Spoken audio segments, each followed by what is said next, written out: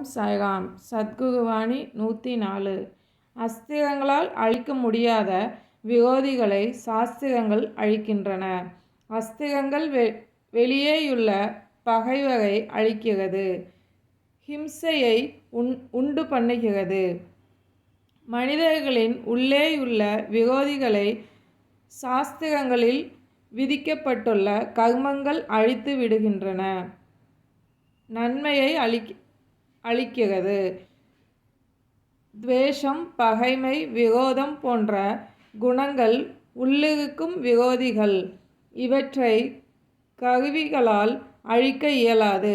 சாஸ்திரங்கள் எது நன்மை அளிப்பவை என்று உரைக்கின்றனவோ அவற்றை பின்பற்றி தன்னைத்தானே ஆத்ம பரிசீலனை செய்து கொண்டால், வாழ்க்கையை தொடர்ந்து கொண்டிருந்தால் தீய விளைவுகள் ஏராளமாக இருக்கும்.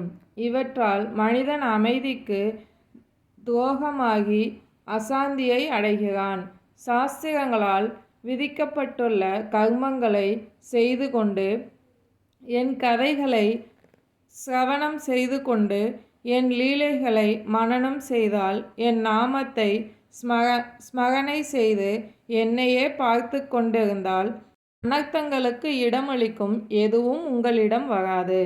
உங்களை தூய்மைப்படுத்தவே இரவும் பகலும் நான் சிரமப்பட்டு கொண்டிருக்கிறேன். நீங்கள் என்னிடம் சம்பூரண சரணாகதி அடைந்தால் மறு நிமிடம் நீங்கள் அடையும் ஆனந்தத்திற்கு எல்லை இருக்காது. என் வார்த்தைகளின் மீது நம்பிக்கை வை. ஓம் சாய்ராம். இந்த வாணிக்கான கேள்வி: சாயப்பா இரவும் பகலும் எதற்காக சிரமப்பட்டு கொண்டிருக்கிறார்?